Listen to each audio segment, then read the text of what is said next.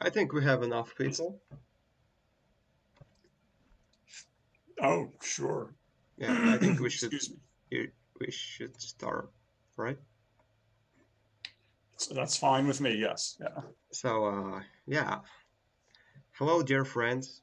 My name is Tim, and I am the coordinator of the American Corner Eskimo, and I am delighted to welcome all of you today.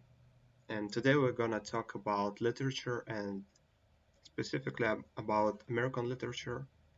And I'm pleased to introduce you our special guest who has taught at the universities of our city for many years.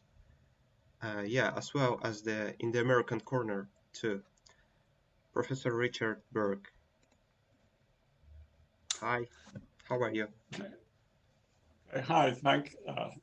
Thank you very much, and I'm delighted to have this opportunity.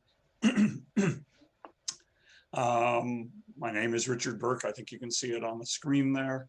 I live in the state of Virginia, and which is along the eastern coast of the United States. If you picture the very top of the United States on the East Coast, which is Maine, and the bottom, which is Florida, Virginia is about halfway in between there. And I live about 4 hours from Washington, D.C., and about 4 hours from the Atlantic Ocean. So we're on the East Coast, but I don't live anywhere near the ocean.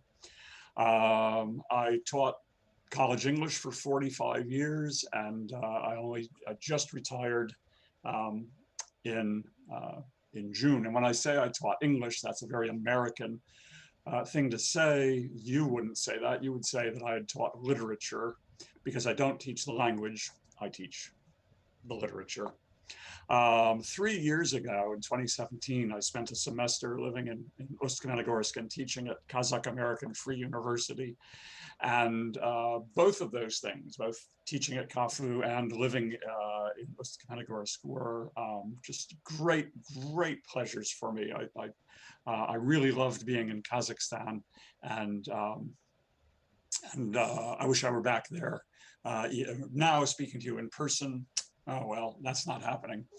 Also, I'll say last year on this very day, September 12th, I was not only back in Ust-Kamenogorsk, but I visited the American Corner and saw some old friends, and including Aya, whom you might know. I think maybe she had Tim's job at one point, but at any rate, it was great to be back there last year.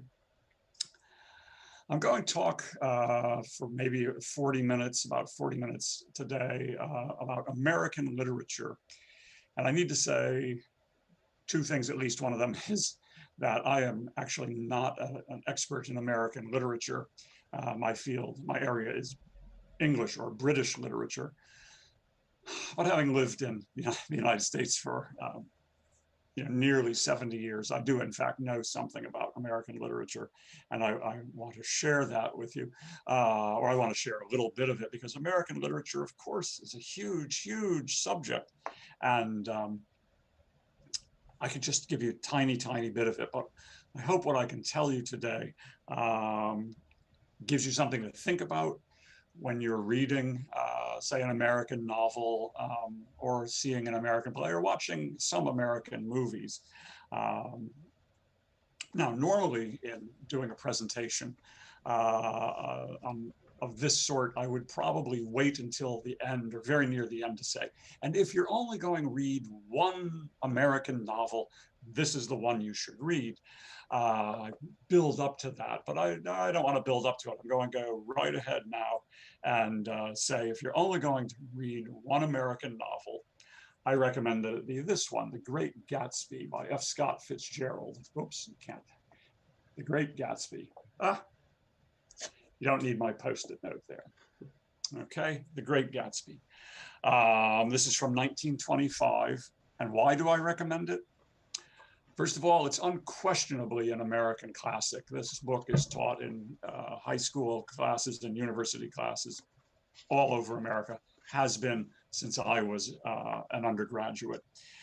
It's a classic. It's short, so you're more likely to finish it.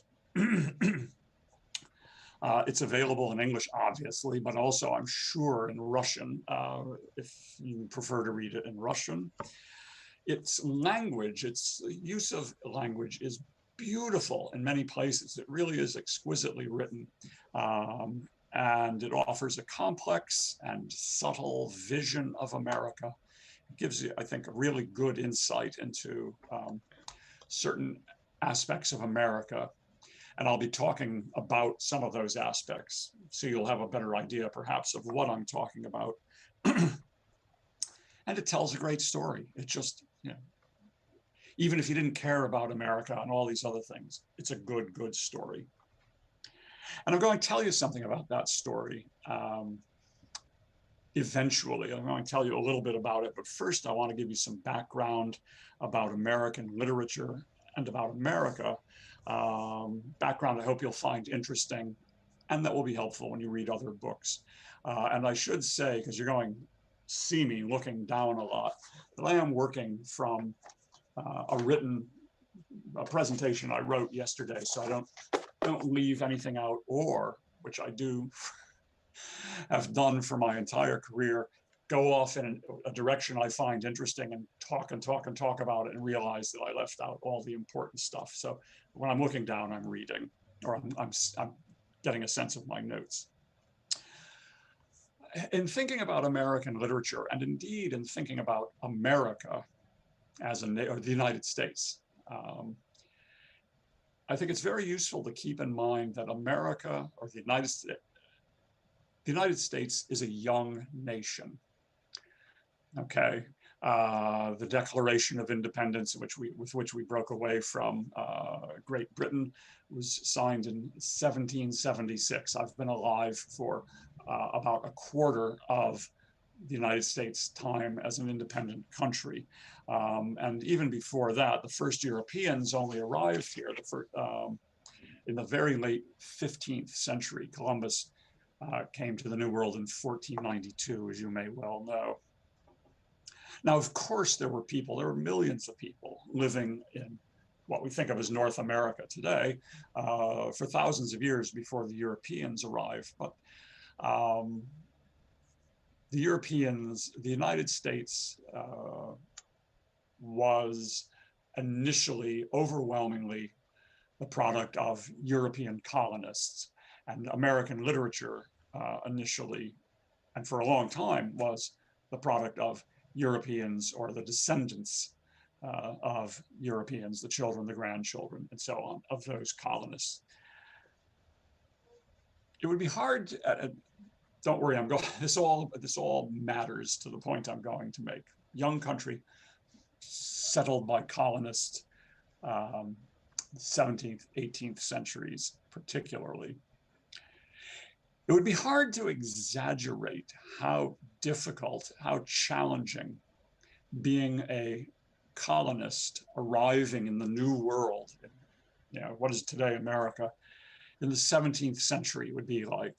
Okay, there at the start, you'd be crossing 5,000 kilometers of ocean if you came from Great Britain, and you'd be arriving at a place where there were no houses, there were no stores, there were no farms to provide you food. You had to do everything. Very, very difficult, very challenging, to say the least. And so why did people come? Well, some people came because they had a sense of adventure. They wanted the adventure. And some people came because they were desperate, because life was so hard for them where they were living, whether it was in England or France or Germany. Life was so hard, they thought they would be better off starting anew in an entirely new place. And thinking about that, and this is going to be a key idea of the presentation, I would say, simplifying things, that first of all, people who came here had to have at least one dream of some sort. I don't mean a sleeping dream, but rather an idea of something very desirable to be achieved in this new land. So I say they came with a dream, Perhaps I could say they came with a vision, or they came with an idea or a hope. But I'm going to use the word dream again as an idea of something very, very desirable. They came with this hope for better things. This is true of the people who came willingly, enslaved people who were, taken from their land and sold and crammed into ships and brought over here to be slaves. They did not come here willingly, and they did not come here with a dream of any sort. If you have dream, if you're thinking about dreams, you also have to think about the reality. How well do things match up? I might have dreamt, I didn't, but I could have had a dream of being a professional basketball player. But the reality is I'm too short and I'm too lazy, so I didn't do it. So dream, what's your dream? What's the reality? And we want to keep those in mind. I will keep them in your mind as I talk. People who crossed the Atlantic Ocean in tiny ships to colonize the New World in the 1600s were commonly motivated by one of two great dreams, two great visions of the life they thought they could have here. And simply put, there was a religious dream and there was a dream of getting rich. Religious dream, dream of making money, of becoming wealthy. Now, in the early years, say the first half or so, maybe of the 17th century, 1600 is, well, maybe 1670, 75, doesn't matter. People who had the religious dream could be motivated by a desire to be freed from religious persecution, to be able to practice their religion without any danger of being put in jail or punished somehow for what they believed. By the way, these people are all Christian. They are nearly every one of them is Protestant, not Roman Catholic, not Orthodox, but basically Christian. Okay, so they want to be free, some of them, from religious persecution. In 1620, this is an important date in our history. In 1620, a group of religious colonists arrived in what is today the state of Massachusetts, about 400 or 500 miles, say, I don't know, more than say 1,000 kilometers, less, 800 or 900 kilometers from here, Massachusetts. In 1620, they were fleeing persecution for their religious beliefs.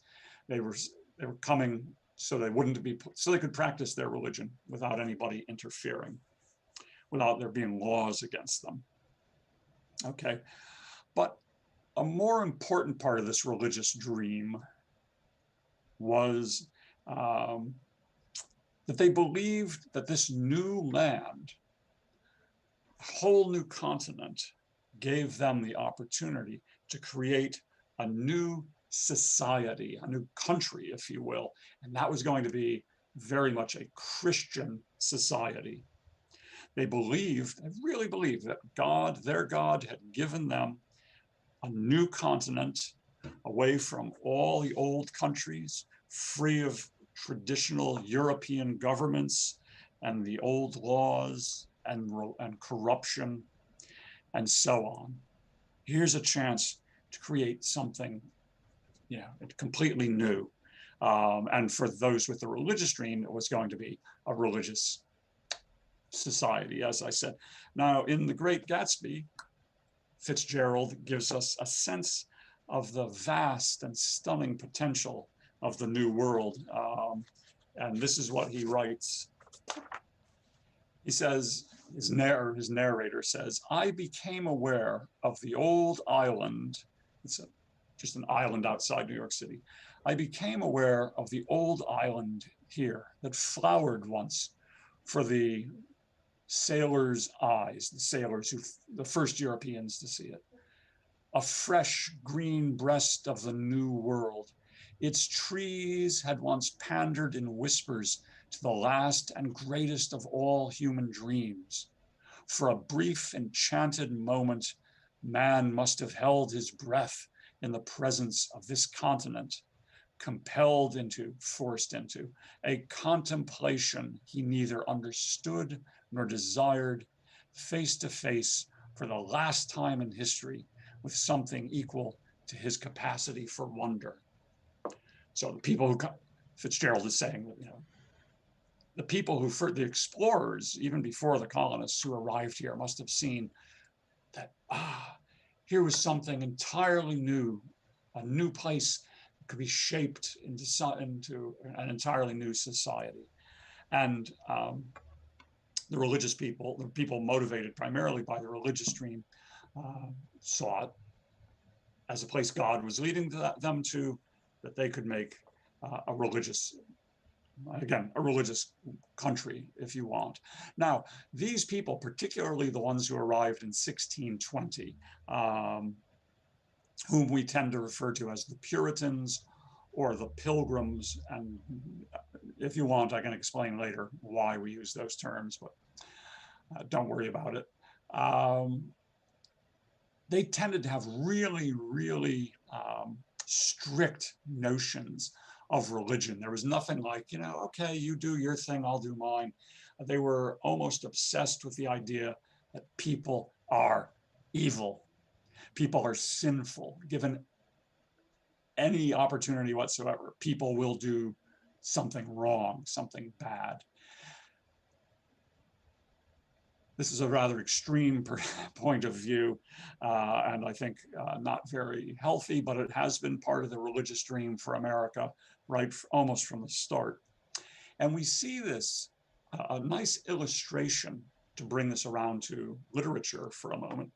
We see this attitude of this idea of sinfulness in an early book that was actually English, but early on, that is in the 17th, 18th, early 18th centuries, almost all of our books, almost anything people were reading in what became the United States came from England. It was too expensive to print books here. So our literature was English literature. This book was actually written for children by somebody named James Janeway. And but it gives us an idea of what the people with the religious dream valued.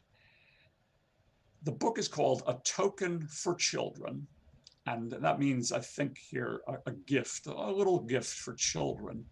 And its subtitle is this: being an exact account of the conversion, holy and exemplary lives, conversion, people who go from not being Christian, in this case, to being Christian, and an exemplary life would be a life that was a very good example to other people.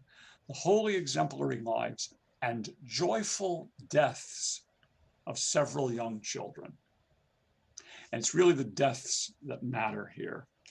This book is exactly what it sounds like. It gives stories of 13 young children who learn to believe in Jesus as their savior, and who then worry about falling back into sin until they finally die, still as children, in a state of grace, which means they will go to heaven and be happy for eternity, for all time, as opposed to going to hell and suffering for eternity.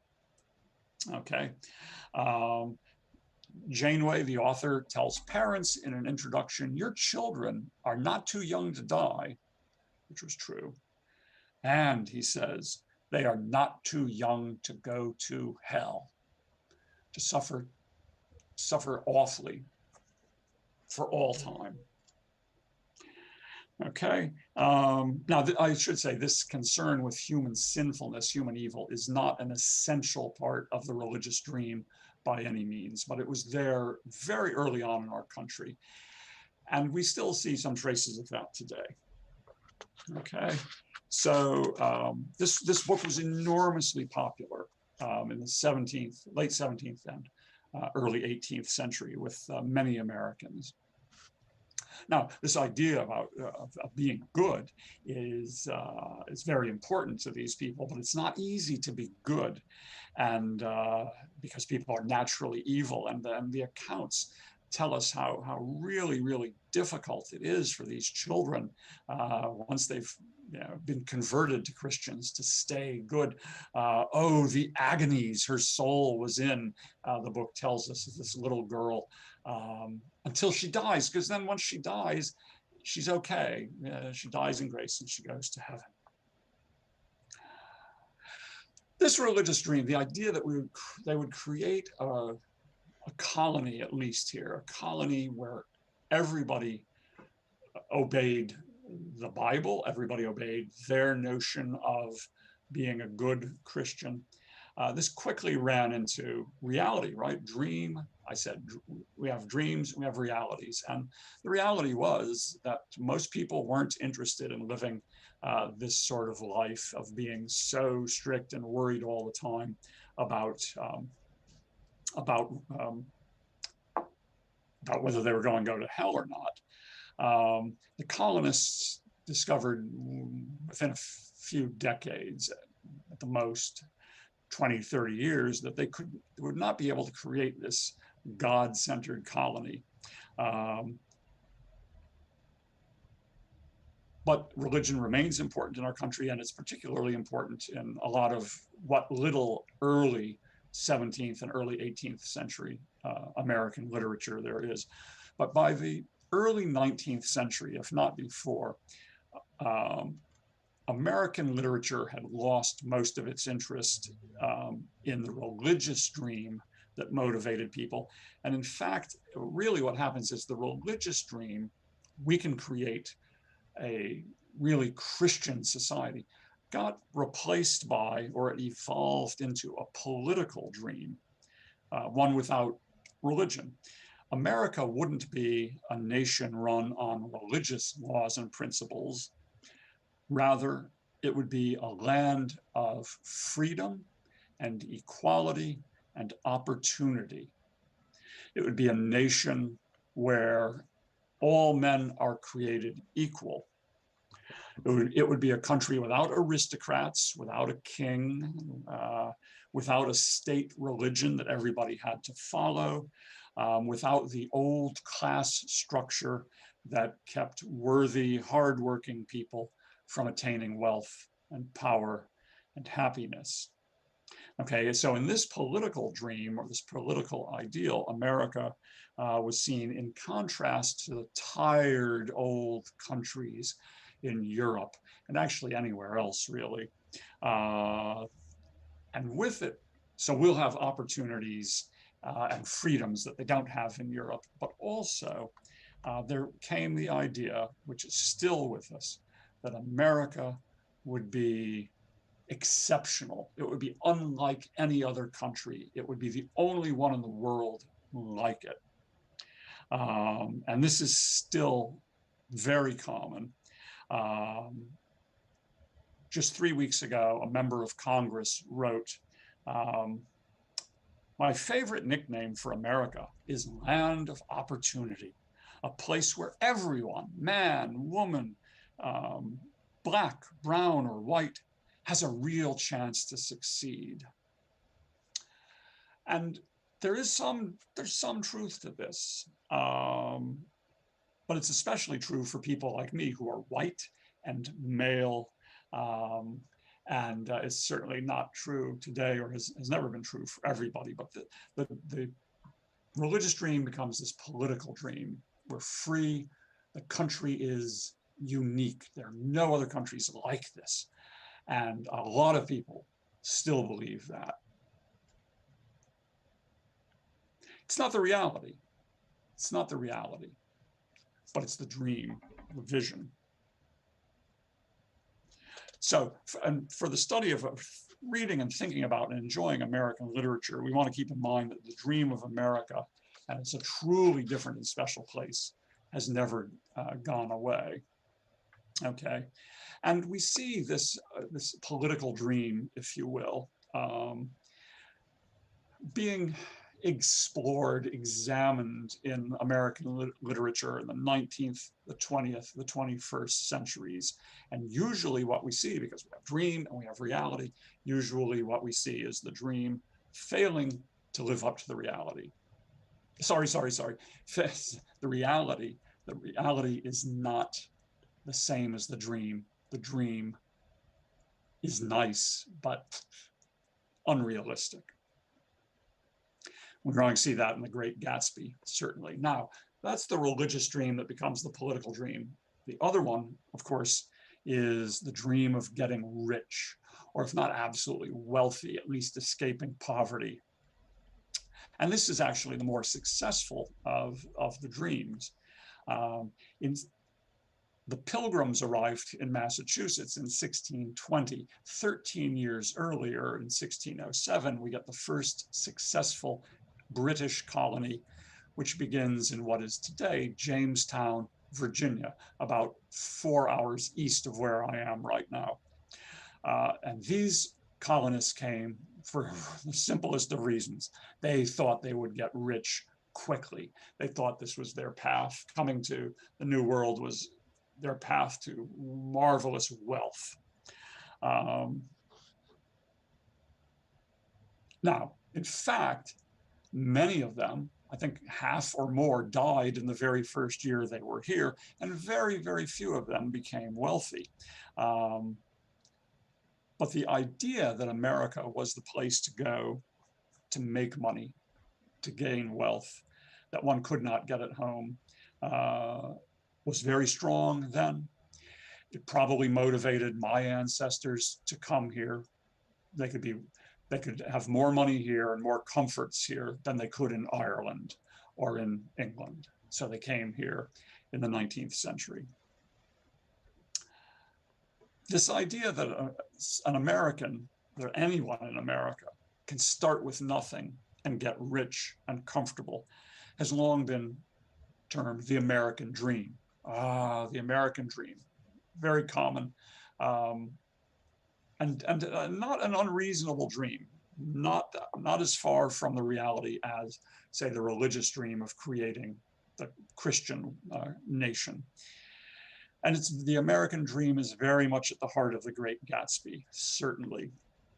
And indeed, it's central to what most Americans think makes America great. But for all of that, despite how important it is, American literature rarely celebrates wealth. It rarely says the American dream is it, it's right, it's great. Instead, American literature tends to look at how wealth fails to fulfill the dreams that were centered on it. In other words, you dream of being wealthy, that's great, maybe you make the money, but American literature suggests that's not going to make you happy. I'm just going to skip over something here. Okay, so this brings us to this great American classic, The Great Gatsby. Gatsby, by the way, I think is a name, it's a last name that Fitzgerald just made up, I believe. Now, this novel tells us the story of Jay Gatsby, who, when he was a poor boy on a farm some 3,000 kilometers away from New York City, out in what we would call the middle of nowhere. As a boy, he dreams of, he has the American dream, the dream of wealth, right? He dreams of becoming wealthy and sophisticated, a respectable member of the best society, which in those days would tend to center, one center of that would be New York, and he does go to New York City. Now, he develops this dream, and he actually creates his own name when he's 17 years old, okay? And here's the thing, his dream of his American dream, his idea of success never changes from the time that he's 17 years old. This is what Fitzgerald writes. He invented just the sort of Jay Gatsby that a 17-year-old boy would be likely to invent. And to this conception, to this idea of success, he was faithful to the end. Now, some of you are probably pretty close to 17 years in age. I expect you're around 20, although I know some of you are older. But some of you might think, well, 17, that's not so young. Trust me, it's been more than 50 years since I was 17. It's young. And he doesn't adjust, Gatsby. His notion of success is childish, it's immature, and dream and reality, it's out of step with reality. Now, that was 16 years earlier. In the book, Gatsby is in his early 30s, and he has in fact become very wealthy. He has lots of money. He has a huge house, plenty of servants. He's known by everybody around, and from the outside looking in, he appears to have achieved the American dream. But he feels that there's one thing missing, and that is the right wife, right? The American dream is always, even today, is about more than just money, or almost always, right? You want money, you want a house, you want cars, and Gatsby has all of those, but you also want a spouse, a wife, or a husband. And Gatsby wants Daisy Buchanan. That's her name, Daisy. And much of the novel deals with his efforts to win her back, but there's a problem, and that is she is already married to somebody named Tom, and he has far, far more money than Gatsby. Gatsby plots and schemes to win Daisy away, and he thinks that if she will leave Tom and marry him, she will be happy. He will be happy for the rest of his life. He will have completely fulfilled his dream. Now, to the reader, it's perfectly clear this isn't true. She is not a good match for him. She isn't worth all his efforts. And were he to marry her, he would not be happy. She would not make him happy. But he imagines, he dreams, if you will, that she is perfect and that she will make him happy. He's built her up, as we say, into the ideal wife, and she's essential to his dream. So the book is examining and criticizing this version of the dream of wealth, if you will. Gatsby does a good job of dreaming and a very bad job of considering the reality of his situation, the reality he faces. And the reality says, one, he cannot actually achieve his dream, and two, like Daisy, it's not worth achieving. Yes, Gatsby is very wealthy, but he's gotten rich through criminal activities, through illegally bringing alcoholic beverages, liquor, spirits into the United States, where at the time it was against the law. He is a criminal. That's how he got wealthy. So there's nothing good about his wealth. In the end, things work out badly for Gatsby. And I'm not going to tell you the details so you can enjoy the surprise when you read it. But what we're seeing here, and we see this in plenty of American novels and some American movies, we're seeing that the American dream leads by itself, or wealth by itself, is simply never enough. It leads to disappointment. It can lead, in this book, to failure, to death. It's not just a matter of failure for Gatsby either in this book. Reality doesn't change to suit one's desires. And the reality also says that great wealth is not the key to happiness, no guarantee of happiness. The Great Gatsby is a wonderful novel. I've read it many times. I've taught it many times. I love it. But it is grim. It's sad. It is not cheerful. Now, The Great Gatsby does not say it's impossible to make money in the United States. It doesn't say you can't get rich here. What it does say is that a dream that is it says money is not enough, and a dream that doesn't match the reality can be very dangerous. So where are we? Where are we with all of this? Again, you could study American literature for 10 years and still have a great deal to learn. And I'm trying to do it in 40 minutes. So let me pull a few things together here.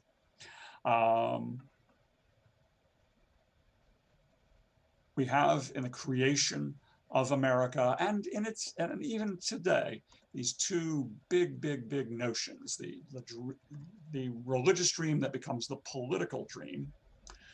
We are unique. There is no other country like us. We are special. We don't have to do things the way other countries do because we are America. And you get that sort of thing from Donald Trump. Like, we are special. That's one of the dreams. And the other one is the dream of getting rich, as if having money is the solution to all problems. The political idea, the political dream, and the dream of wealth. Plenty of American novels, plays, especially movies, have nothing to say on either of these subjects. Okay, that's important to know. But there are also plenty, especially of American novels, that do consider one or both of these dreams. And usually they do so to explore the shortcomings of these ideas, of these dreams. That means the problems with them, the ways in which these dreams, if you will, have not met up with or matched up with the reality that we have. And between you, I mean, it should be obvious, I think, that these dreams would not match up the reality in any country. The dreams tend to be overly simple. That's just it. All I need to say. You have this dream. Ooh, when I grow up, I want to be rich. Like, that takes care of everything. And let's face it, nobody says when I grow up, I want to be poor. But being rich or comfortable or not poor is just a small part of living a life. Anyway, American literature very often examines how the dreams are actually really no more than a dream, and how we have to be realistic about the lives we're living. Literature has, I would say, two basic functions. One, to give us pleasure, right? Why do I read? Because I enjoy it. Literature gives us pleasure, and it can challenge or reinforce our own beliefs, to strengthen, to tell us, yes, you're right about, you believe this and you're right. Or it challenges it. You believe this, but you have to think about something else here. So literature can make us examine thoughtfully what we normally believe without careful thought. Okay? And plenty of books, and especially plenty of movies, emphasize the first, giving us pleasure. They exist to give us pleasure. And that's fine. That's fine. Now, these books and these movies usually reinforce our beliefs and values. Yes, you like to believe America is the land of opportunity, and this book suggests that, yes, it is. It's unique. Because if the book were telling us we were wrong, it wouldn't give us as much pleasure.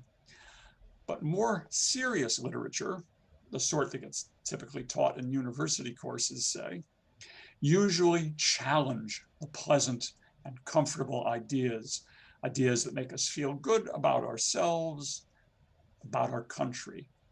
These books require us to think about the reality and not just the dream, to examine the dream carefully, and to wonder about how well it does or does not match the reality. Fitzgerald does this very, very well with The Great Gatsby. Mark Twain does it with Huckleberry Finn. You may well have heard of that. You may have read it.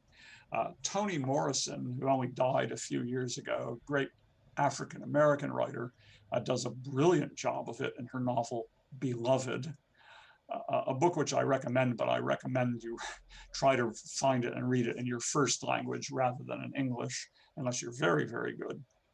And the list could go on and on and on. So much American literature asks,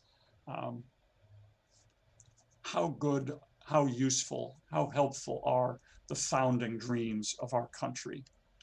And with that, I'm going to finish this part and say these are things you can be thinking about, looking at, asking questions about when you read an American novel, or especially a serious one, serious literature, or watch an American movie if it is serious. Star Wars, or many, many movies, these aren't issues, but there are some serious movies where they come up. And with that, I'm going to stop and invite questions. And let me say, if it's all right with people at the American Corner, you can ask me questions about what I've just said about American literature. You can ask me questions about life in the United States, about the current situation in the United States in terms of the pandemic or with the elections. In other words, you can ask anything you want. Ooh, and there's Tatiana. Okay, anyway, sorry. I'll either turn it over to Tim or simply invite you to unmute your microphone and ask a question. Okay, the first question is, what exactly makes Gatsby great? Oh, that's a very good question, because essentially he's not. He's not. Okay, so and he ultimately is a failure. Nevertheless, what's great, I would say, what the narrator of the book is a character in the book, a young man. And he thinks Gatsby is great because at least Gatsby had some really powerful dream to motivate him, to give him a reason for doing things. And he worked hard for it. And the dream was wrong. The narrator understands that perfectly well. He was wrong, but at least he believed in something. And people like Daisy and Tom Buchanan don't believe in anything. So, other questions?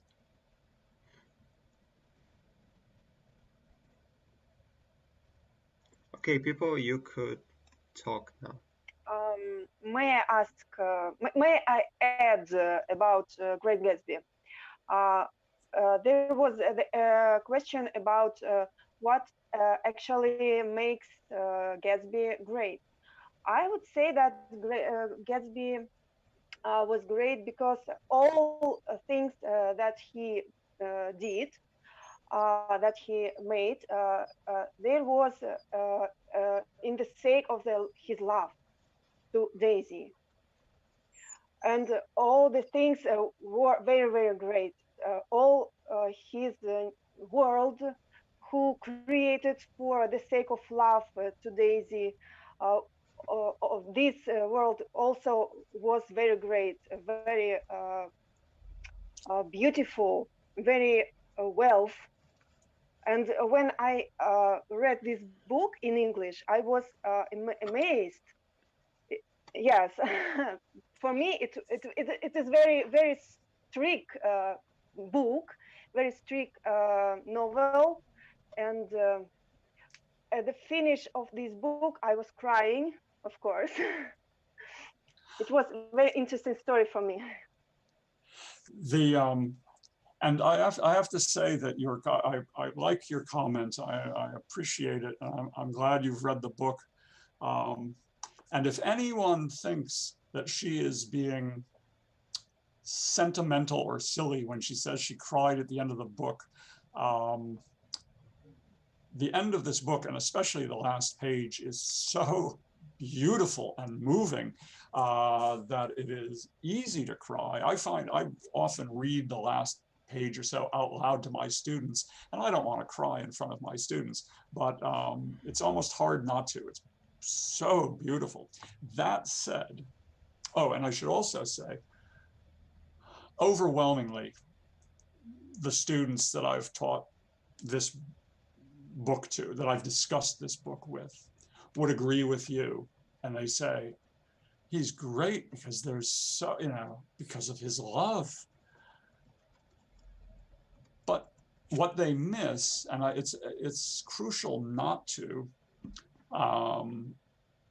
miss it, is the fact that yes, his love is intense, but it is, we would say, it's misplaced. He loves the wrong person because she is not worth all that he's done. She is shallow, if that means, if that translates well for you or not, I don't know. But you know, we're told that she and Tom are careless people. They don't, and one way of reading that would be to say she doesn't really care about Gatsby. But yes, I mean, he is, and also, frankly, I don't think he's motivated so much by actual love as by the idea that if he can marry her, that will be proof that he really belongs in this society of wealthy, cultivated people. It's like, yes, we would say colloquially, he has arrived. Meaning he's achieved his goal. And it happens that Daisy is the person who's going to help him to get there, he thinks, but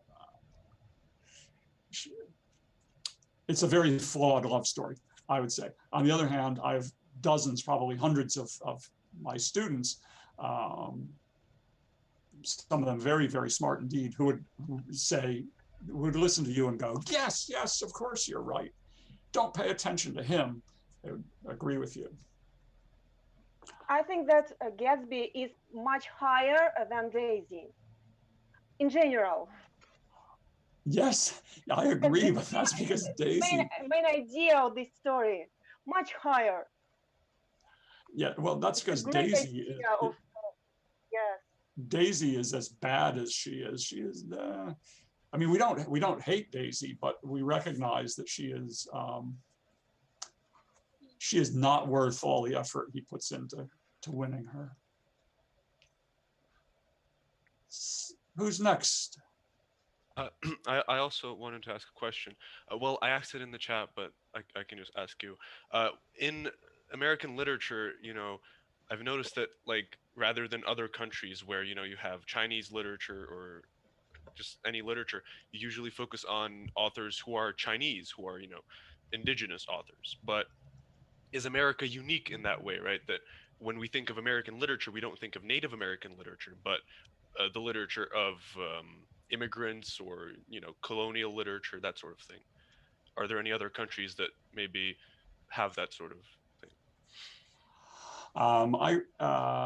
I can only give you half an answer to that because the only other country, or two countries perhaps, with which I'm reasonably familiar with their literature would be the United Kingdom and the Republic of Ireland. So somebody like James Joyce or William Butler Yeats from Ireland, for example. The United States is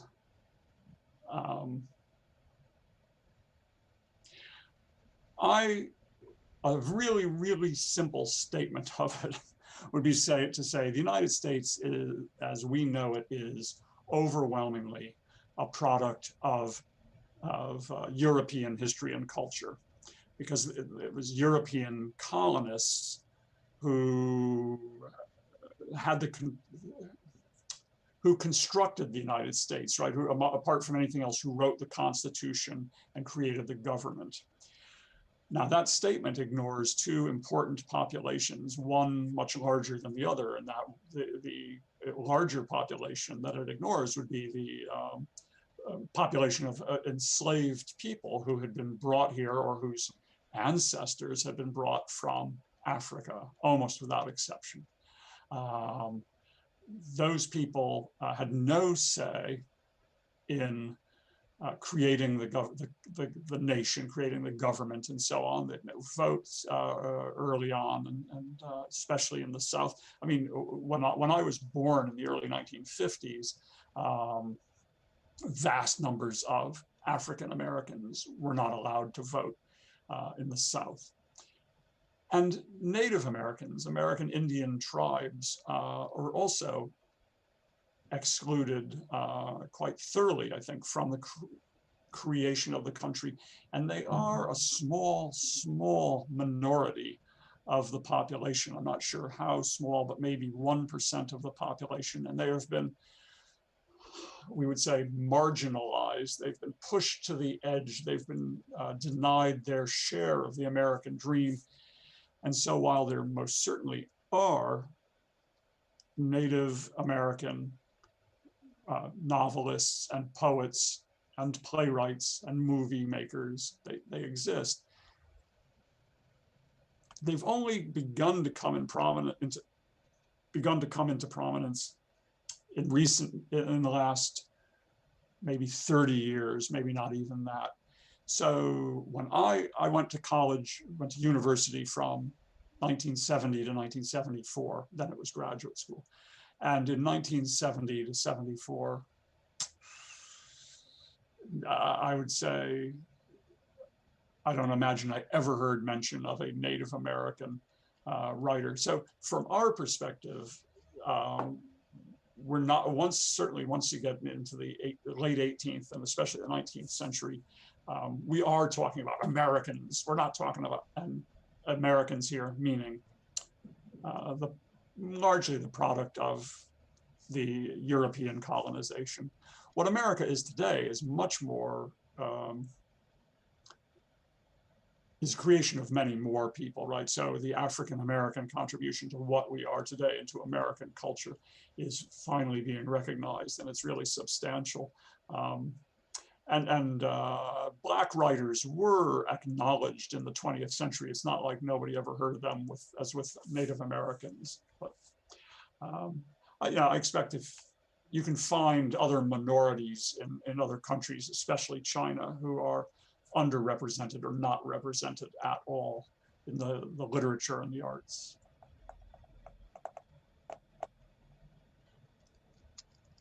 Who else then?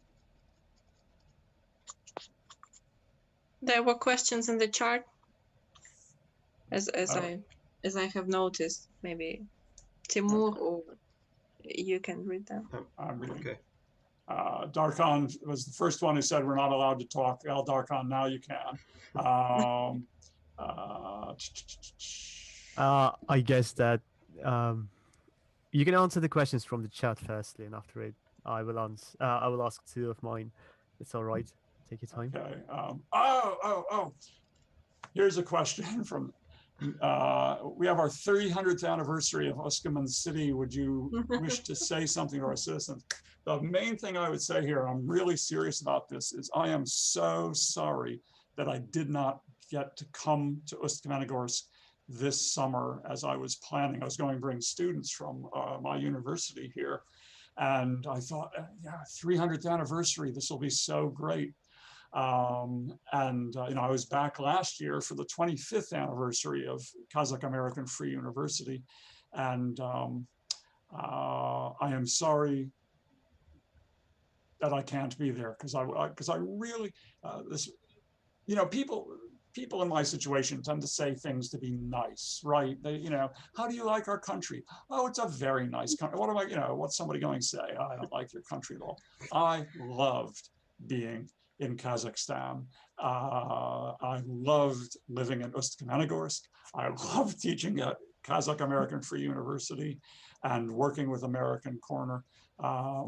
And with all of that cheerful thought in mind, I wish you, everybody who, not all of you are in Ust-Kamenogorsk, but if you are, congratulations on the 300th anniversary. That's great. I hope they're having fireworks or something fun to mark the occasion.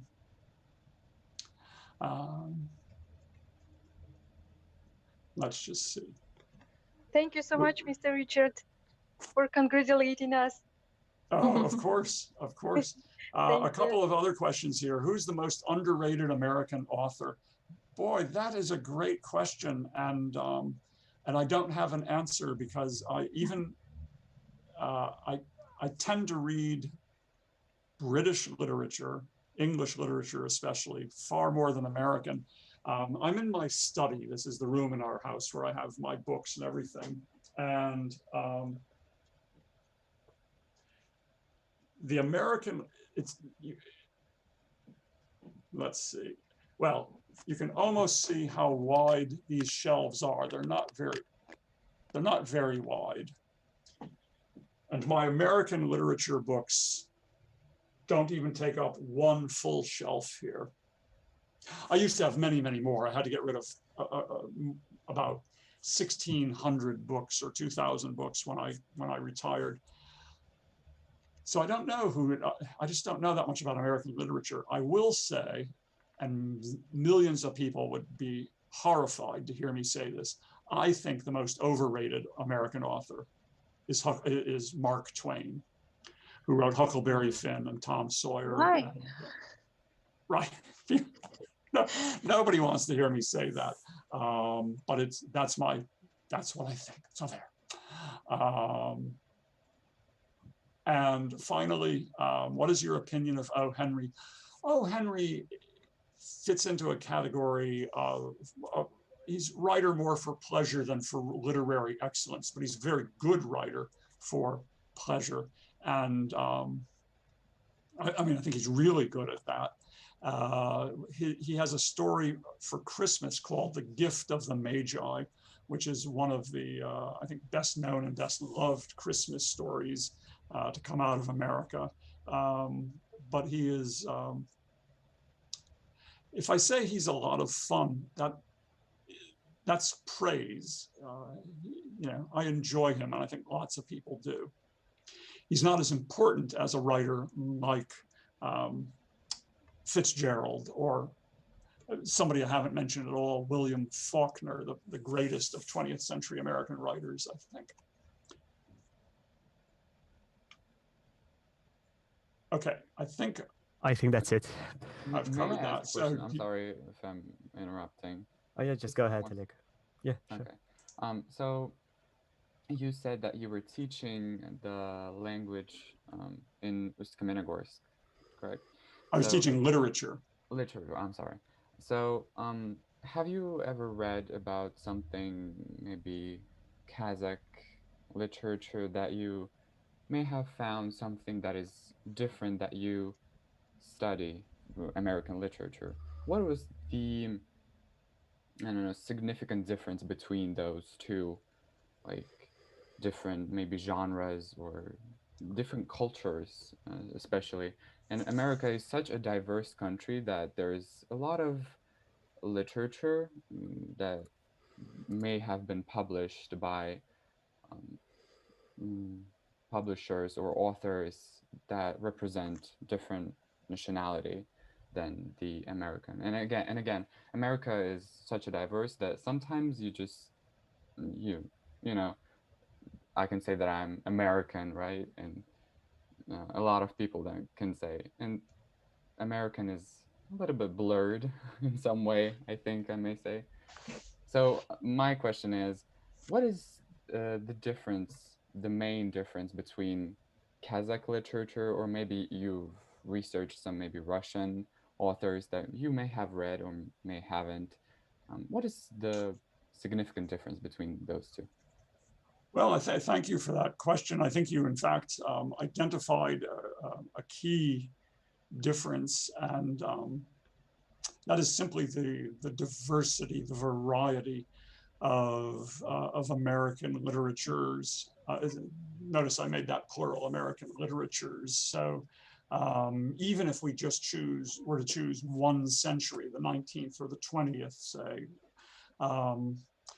there is you have people from such different backgrounds writing. You have immigrants writing, or you have the children of immigrants, and or you have somebody like Fitzgerald, whose family was here for a long time, and you have Jewish American writers and African American writers and Southern writers, and they tend to be quite distinctive. Now, I know so little about Kazakhstani literature that I'm almost reluctant to say a word about it, except in my very limited exposure to it. There is simply less, there isn't this same wide range. Of course, also, Kazakhstan has 18 or 20 million people today. and we have about 320 million people. And so that, of course, would almost guarantee there would be this kind of difference, I think. That's a proper discussion question, I should admit it. Yes. I mean, yeah, if you can consider like both Kazakh and American literature, it's certainly one of the biggest questions, and it's just simply impossible to answer on it within this given like 1 hour or so. Yeah, but yeah, can I, if you don't mind, I've got two questions regarding literature. So the first one is you've mentioned before about the unique use of language by American authors. So could you please specify what do you mean by this? Well, I think actually what I said was I'm disregarding you for a moment because I want to make sure. Frankly, I'm going pause before I take it and take a photo. I realize this is like such a touristy thing to do, but I'm going to post on Instagram and say I was back in Kazakhstan, sort of, today. I think really my point was, the point I meant to make was that Fitzgerald can write beautiful prose, right? Let me just read, if I can do it without crying, the very last. I taught for 45 years. That's a long time to be teaching, and I never found a good way to talk about style. And I could say, look at these lines by Shakespeare. They're beautiful, aren't they? They're unbelievable. But if somebody said, why do you say that? What makes them? Why do you think they're beautiful? I found that difficult to answer, other than just saying, listen to them. Let me just read the last two sentences. By the way, Gatsby would often stand out on his dock going out in the water and look off in the distance to where there was a green light, and that green light was at Daisy's estate, and he would stand there and yearn after her. And Fitzgerald writes, and I'm just citing this as an example of, I think, beautiful language. Gatsby believed in the green light, the orgasmic future that year by year recedes before us. It eluded us then, but that's no matter. Tomorrow we will run faster, stretch out our arms farther, and one fine morning, so we beat on, boats against the current, borne back ceaselessly into the past. It's so again, I can't show you why that's great, but it just and there's a lot of that in the book. There are a lot of American writers who, there aren't many American writers who can pull off something as skillfully, as beautifully as that. So sorry, that's not a very good answer. No, it's all right. I mean, I felt it, so it's completely fine to do so. Well, yeah, I think that some people have got more questions now. More questions here. I will say, I'm happy to talk about literature, but I'm also quite happy to answer any questions you may have about the current events in the United States, or even if you just have, want to ask me about myself. Yes, indeed. Well, that's what was stopping me right now from this discussion, because I think that we need to wrap up with the literature, and I will simply, let's say, attack you with some personal questions, if you don't mind. Go ahead. All right then. So, how is the retirement? Actually, congratulations once again with it. Thank you. So I think that you are on deserved vacation of yours right now. Yes. Well, retirement is surprisingly easy. It's like,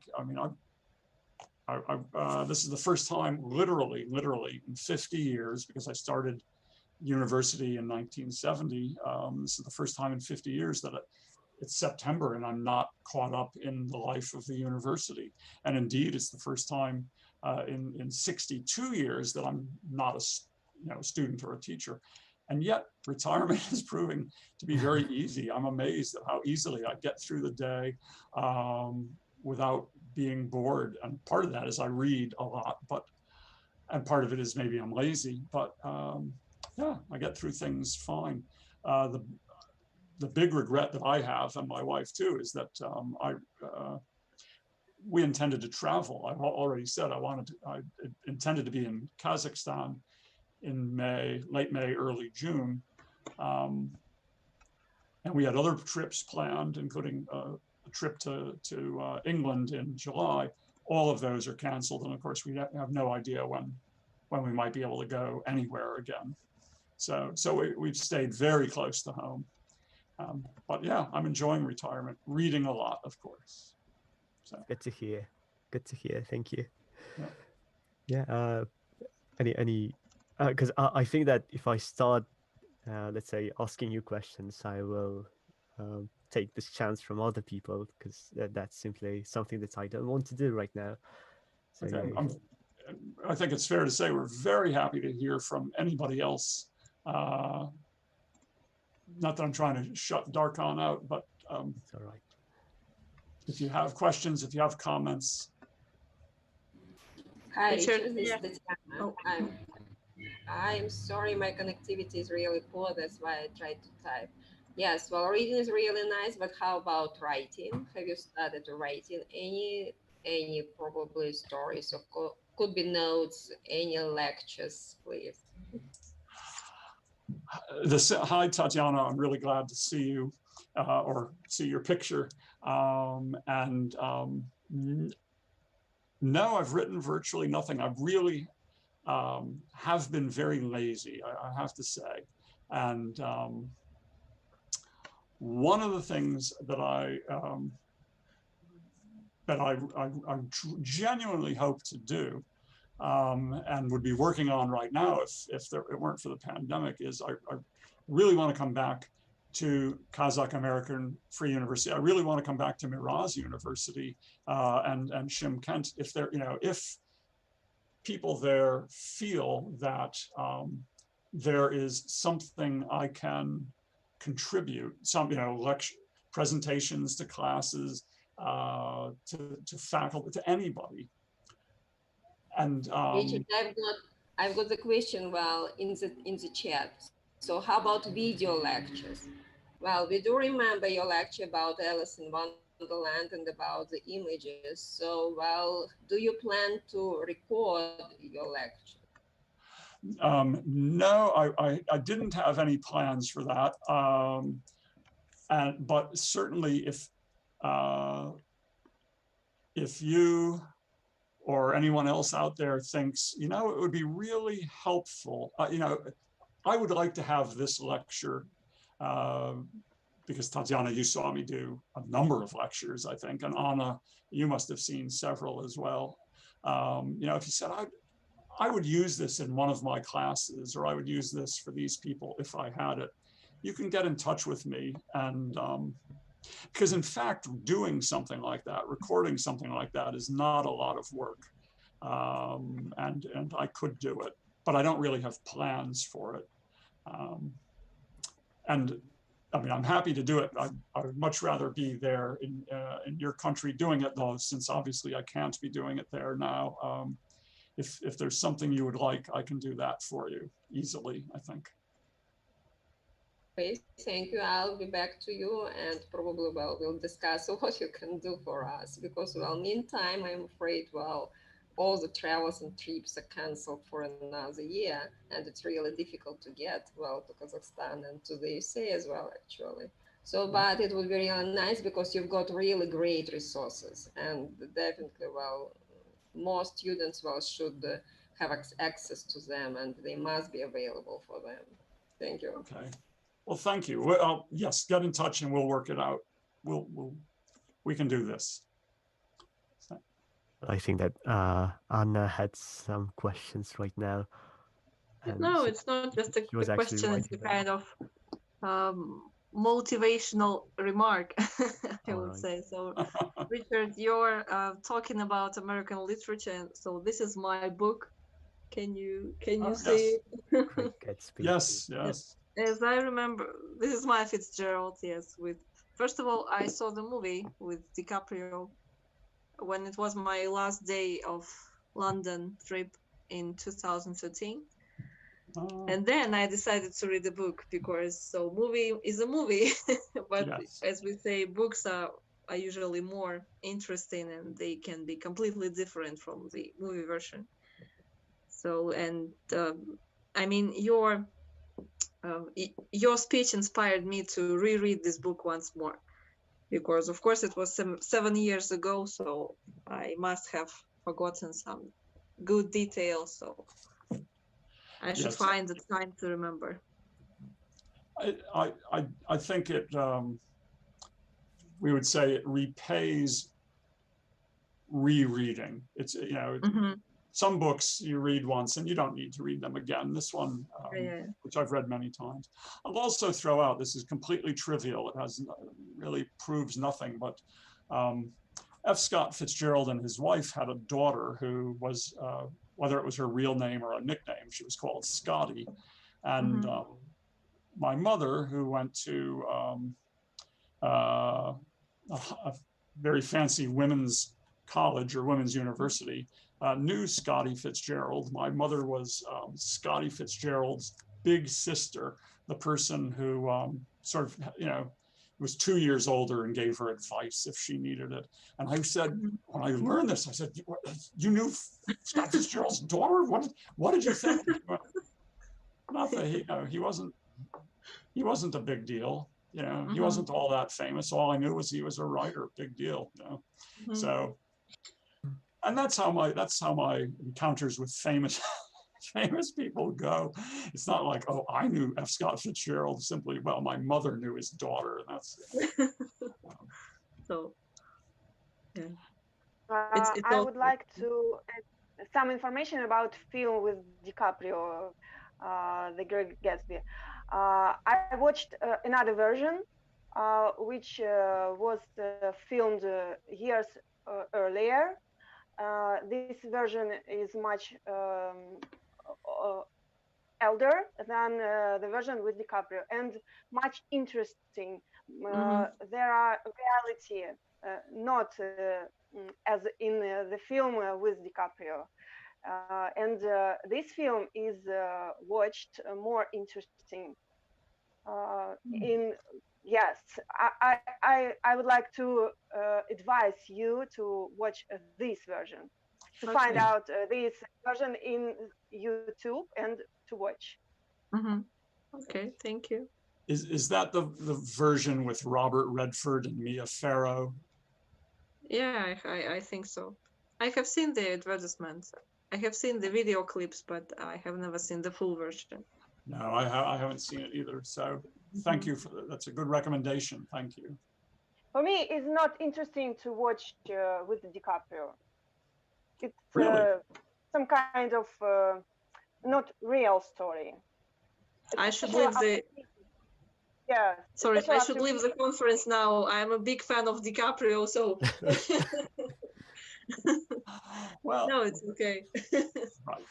I mean, DiCaprio is not a real Great Gatsby for me. Yes. Okay. This character is not his. Yes.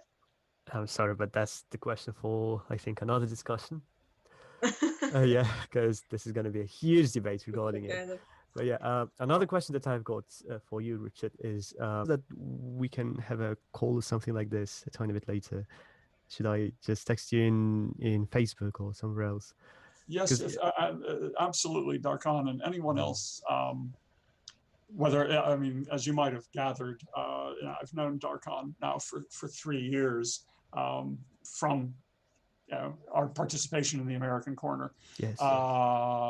And you know that there are other people here that I know, but even if I've never encountered you before, if you want, you can, if you wanted to talk to me like this, we can do it.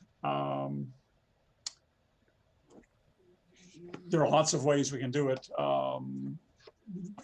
are lots of ways we can do it. And I'm going to take a moment. I know we're running out of time, but I'm going to take a moment. People are asking about your Instagram page. And I don't even know what that is. I think I'll put it down. Let me see who I am on Instagram. You spell it, I can text it in the group chat. Yeah, let me just show you. I mean, my email address is very simple. If you know,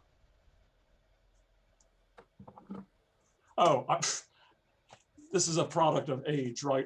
I'm writing it down so I can show it to you this way, and I will show it to you, but really all I need to do is right here.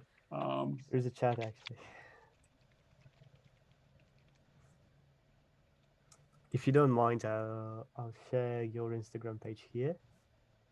Yes. Yeah.